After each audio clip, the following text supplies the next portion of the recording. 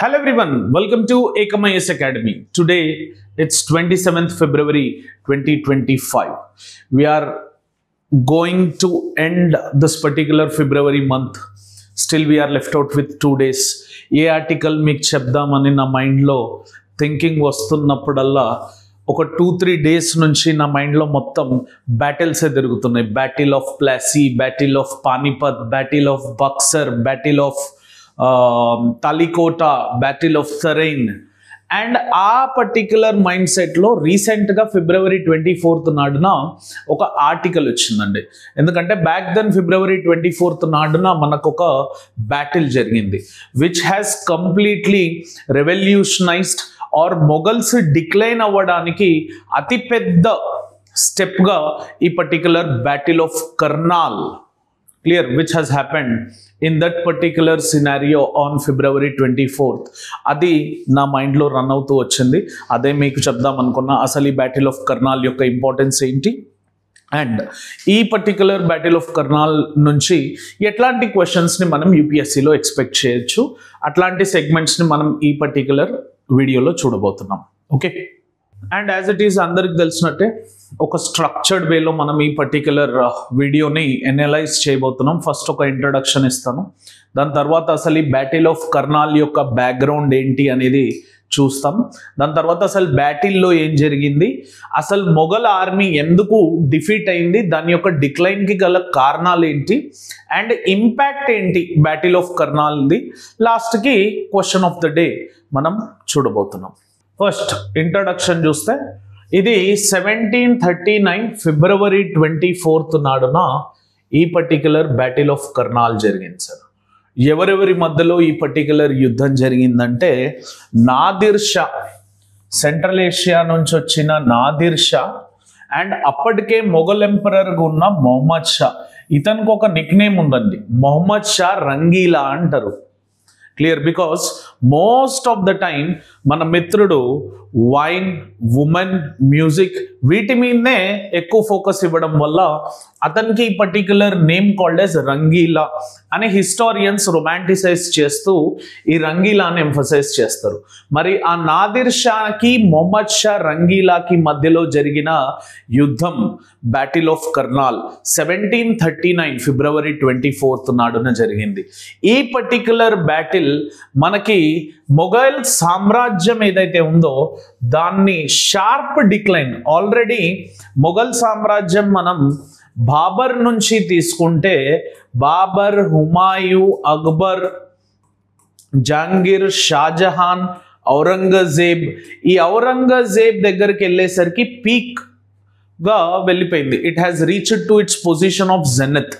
కానీ ఈ ఔరంగజేబ్ తర్వాత మొఘల్ ఎంపరర్ 1857 వచ్చేసరికి డిక్లైన్ అయిపోయింది.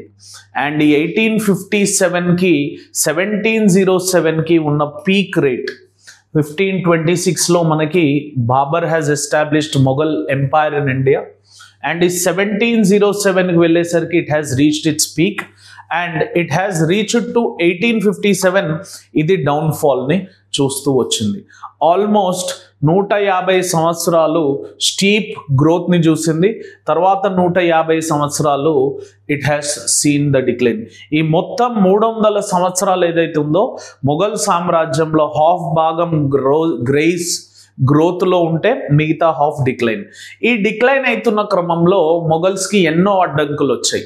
ఆ పర్టిక్యులర్ అడ్డంకుల్లో ఈ పర్టిక్యులర్ బ్యాటిల్ ఆఫ్ కర్నాల్ ఈ మొఘల్ ఎంపైర్ ఆర్ మొఘల్ సామ్రాజ్యం డిక్లైన్ అవ్వడానికి చాలా ఎక్కువ ఇంపాక్ట్ చూపించింది అనొచ్చు. Steep decline of Mughal empire has to place with this particular battle of Karnal అనొచ్చు.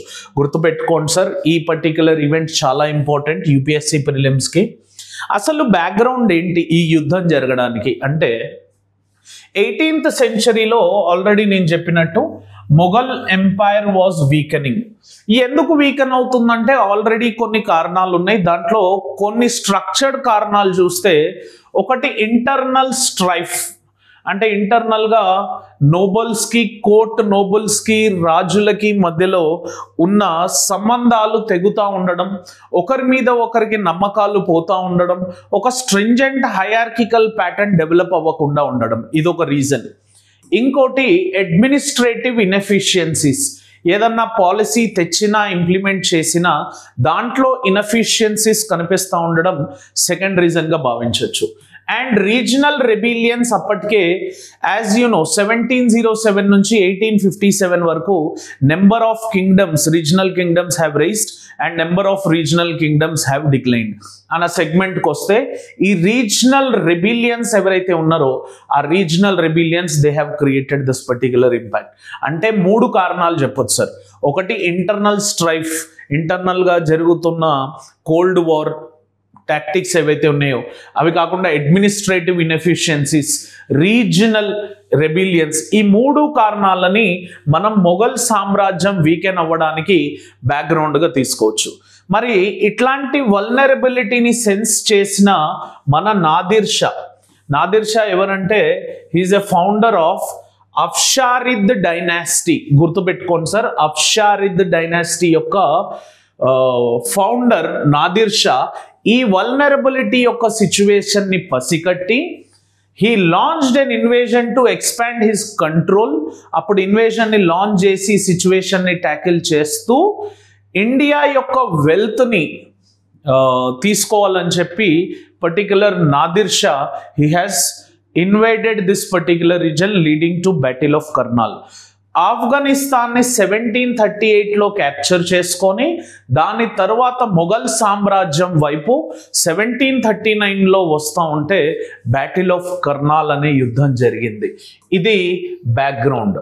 ఆల్రెడీ మొఘల్ సామ్రాజ్యం డిక్లైన్ అవుతూ ఉండడం, ఒకటి అది పసికట్టిన నాదిర్ షా వల్నరబిలిటీ సిచ్యువేషన్ని క్యాచ్ చేసుకొని 1738లో ఆఫ్ఘనిస్తాన్ని ఇన్వేడ్ చేస్తూ హిందూ కుష్ పర్వతాలని దాటి టువర్డ్స్ మొఘల్ ఎంపైర్ వచ్చి బ్యాటిల్ ఆఫ్ కర్నాల్ యుద్ధం చేయడం జరిగింది.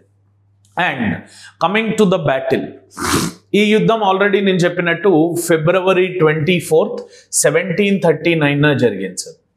వేర్ దీస్ 2 ఆర్మీస్, ఒకటి నాదిర్ షా ఆర్మీ, ఇంకోటి మొఘల్ సామ్రాజ్యానికి సంబంధించిన ఆర్మీ, ఇవి రెండు they have clashed in Karnal which is in present day Haryana. Karnal కానీ పానీపత్ కానీ, మీకు క్వశ్చన్ రావచ్చు సార్, ఆల్రెడీ యూపీఎస్సీ మెయిన్స్లో why do most of the battles happen in Panipat అనే క్వశ్చన్ ఆల్రెడీ వచ్చింది. ఈసారి బహుశా కర్నాల్ గురించి రావచ్చు.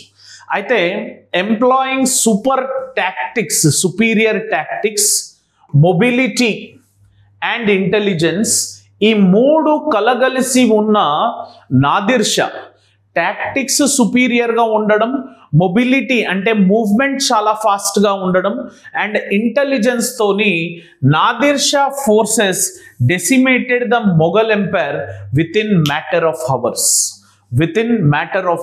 ఈ 3 కలగలిసి ఉన్న నాదిర్ షా యొక్క ఆర్మీకి చాలా తక్కువ సమయం పట్టింది మొఘల్ ఆర్మీని డిఫీట్ చేయడానికి.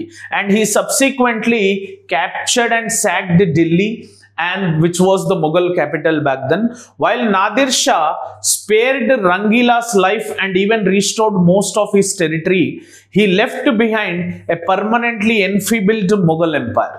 So Nadir Shah spared Rangila's life, sir, and even restored most of his particular territory. అయితే ఇక్కడ నాదిర్ షా యొక్క సోషలిస్టిక్ సెగ్మెంట్ని మనం గ్రహించవచ్చు. మరి రీజన్స్ ఏంటి సార్ అసలు మొఘల్ ఆర్మీ డిక్లైన్ అవ్వడానికంటే? ఒక 4 ఎన్నో రీజన్స్ ఉన్నాయి సార్, వందలాది రీజన్స్ ఉన్నాయి. దాంట్లో 4 అత్యుత్తమైన రీజన్లు ఏవైతే ఉన్నాయో, ఏవైతే మీరు ఆన్సర్లో రాయాలనుకుంటున్నారో ఆ 4 రీజన్స్ వచ్చేసి, first one leadership vacuum sir. As నేను చెప్పినట్టు 1707లో ఎప్పుడైతే ఔరంగజేబ్ చనిపోయాడో అక్కడ నుంచి మొఘల్ సామ్రాజ్యానికి ఒక లీడర్షిప్ వాక్యూమ్ అనేది ఏర్పడ్డది. సో ఆ లీడర్షిప్ వాక్యూమ్ లేకపోవడం వల్ల మనకి దానితో పాటు సిరీస్ ఆఫ్ వీక్ సక్సెసర్స్ రావడం అండ్ ఫ్రాగ్మెంటెడ్ సెంట్రల్ అథారిటీ లేకుండా number of independent kingdoms rise అవ్వడం వల్ల, ఒక సెంట్రల్ లీడర్ లేకపోవడం వల్ల మొఘల్ ఆర్మీ డిక్లైన్ అయిందని చెప్పవచ్చు. ఇది ఒక రీజన్ సార్. సో ఏ బ్యాటిల్ కన్నా సార్ లీడర్షిప్ అనేది చాలా ఇంపార్టెంట్. ఇప్పుడు USA growth under Trump leadership, Russia's growth under Putin's leadership, India's growth under Modi's leadership, అలా ప్రతి ఒక్క దేశానికి కానీ యుద్ధానికి కానీ తన యొక్క లీడర్ మీద మ్యాక్సిమం సెగ్మెంట్స్ రిలై అయ్యి ఉంటాయి సార్. సెకండ్ వచ్చేసి మొఘల్స్ దగ్గర ఉన్న poor outdated strategies Nadir Shah ముందు నిలవలేకపోయినాయి. వీళ్ళ దగ్గర అన్ని outdated warfare tactics sir. Babur తీసుకొచ్చిన గొరిల్లా వార్ఫేర్ టాక్టిక్ ఏదైతే ఉందో దాన్ని నాదిర్ షా ఆబ్వియస్లీ పసిగడతాడు. సో వాళ్ళు అదే సేమ్ ప్రాపగెండా, ఎవడైతే ఏ కాలంలోనైతే అవుట్డేట్ ఉంటాడో, అప్డేట్ లేకపోతాడో వాడు ఎరేజ్ అయిపోవడం కారణం. అది అప్పటికే కాదు, ఇప్పటికి కూడా అప్డేషన్ అనేది లేకపోతే యూపీఎస్సీ ప్రిపరేషన్ కూడా అవుట్డేట్ అయిపోద్ది. ఈ పర్టికులర్ కన్సిడరేషన్లో వీళ్ళు యూజ్ చేసిన అవుట్డేటెడ్ వార్ఫేర్ టెక్నిక్స్ ఏవైతే ఉన్నాయో అవి నాదిర్ షా ముందు ఏ కోణంలో కూడా నిలవలేకపోయినాయి. ఆ Nadir Shah superior battle field strategies ఇందాక చూసినట్టే తన యొక్క మొబిలిటీ, తన యొక్క ఇంటెలిజెన్స్, తన యొక్క సుపీరియర్ బ్యాటిల్ టాక్టిక్స్ తోని ఈ మొఘల్ సామ్రాజ్యాన్ని అంతువేయడం, లైక్ బ్యాటిల్ ఆఫ్ కర్నాల్లో తగ్గించడం జరిగింది. వాళ్ళ యొక్క డిక్లైన్కి కాంట్రిబ్యూట్ చేయడం జరిగింది. ప్లస్ దానితో పాటు నేను అన్నట్టు మొఘల్ సామ్రాజ్యంలో ఏవైతే ఇంటర్నల్ డివిజన్స్ ఉన్నాయో, మొఘల్స్కి నోబుల్స్కి మధ్యలో ఉన్న కోఆర్డినేషన్ కానీ రిలేషన్షిప్ కానీ తగ్గడం వల్ల డెసిషన్ మేకింగ్ కోఆర్డినేషన్ మిస్ అవుతూ, డెసిషన్ మేకింగ్ మిస్ అవుతూ ఇంటర్నల్ డివిజన్స్ జరగడం వల్ల మొఘల్ సామ్రాజ్యం తగ్గడం జరిగింది. వాళ్ళ యొక్క పవర్ తగ్గించడం జరిగింది.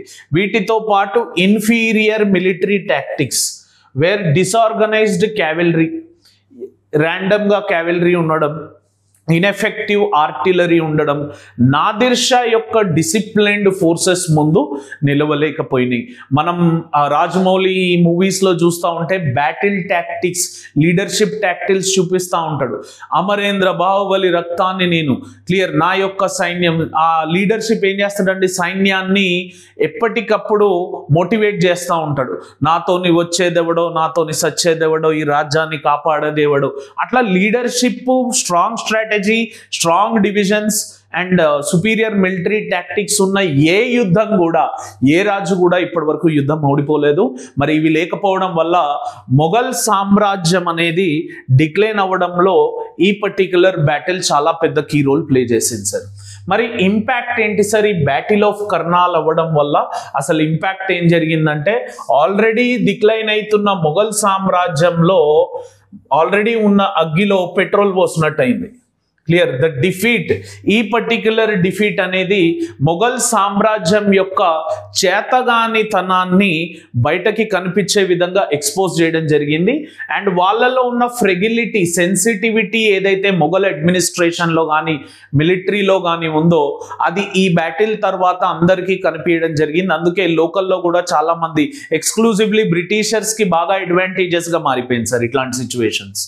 అండ్ వీళ్ళ యొక్క యాక్సిలరేటింగ్ ఎంపైర్స్, మొత్తం ఎంపైర్ ఫ్రాగ్మెంటెడ్గా ఉండడం, డిక్లైన్ అవుతూ ఆల్రెడీ కనిపించడం అనేది ఒక ఇంపాక్ట్గా భావించవచ్చు. Second, economic devastation. The massive looting led to an economic downturn. మనకి నాదిర్ షా ఉన్న ధనం ధాన్యం మొత్తాన్ని తీసుకెళ్లడం జరిగింది. Empire's wealth and destabilising the economy. మరి ఎకానమీ స్ట్రాంగ్ ఉంటేనే కదా సార్ అడ్మినిస్ట్రేషన్ కానీ మిలిటరీ కానీ స్ట్రాంగ్ ఉండేది. ఎకానమీ ఇట్ సెల్ఫ్ కొలాప్స్ చేసి వెళ్ళిపోయినప్పుడు ఎకానమీ డివాస్టేట్ అవ్వడం వల్ల స్లోగా ఆ సామ్రాజ్యంలో ఉన్న అడ్మినిస్ట్రేషన్ వీక్ అవ్వడం జరిగింది. అండ్ నాదిర్ షా ఉన్న మొత్తం రాయల్ ట్రెజరీని ఎంటీ చేసి తనతో పాటు పికాక్ థ్రోన్లో ఉంచిన కోహినూర్ డైమండ్ని తీసుకువెళ్ళడం జరిగింది తనతో పాటు. తర్వాత పవర్ వాక్యూమ్ అనేది వచ్చింది. The weakened Mughal authority pave the way for regional powers. అప్పుడే మనకి మరాఠాస్ కానీ, రాజ్పుత్స్ కానీ, లేకపోతే మైసూర్ కానీ చాలా స్ట్రాంగ్ గా మారడం జరిగినాయి.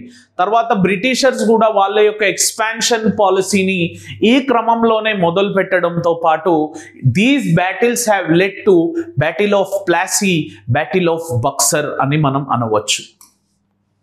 కొన్ని ఇంపార్టెంట్ బ్యాటిల్స్ ఉన్నాయి sir, which I felt that until battle of Karnal మనకి ఇంపార్టెంట్ అనిపించినాయి. First battle of Tarain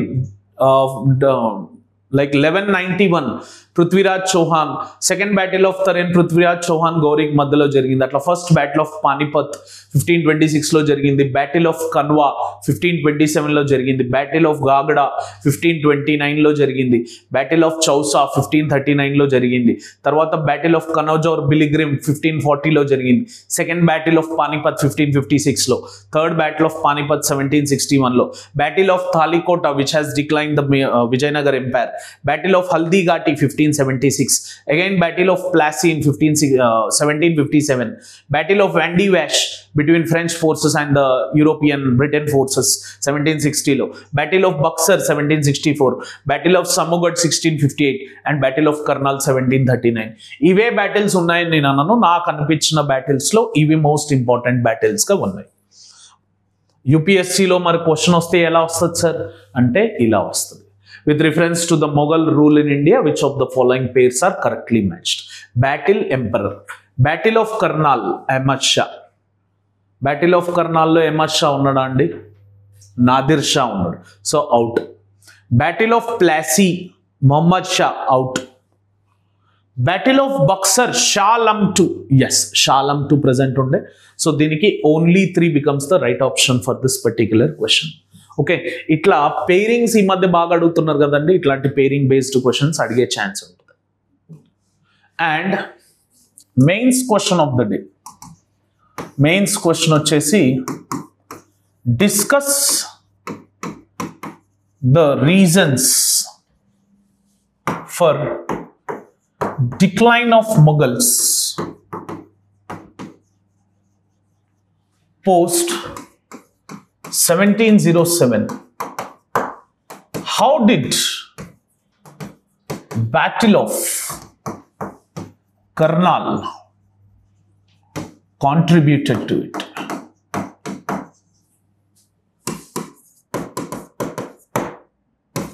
Critically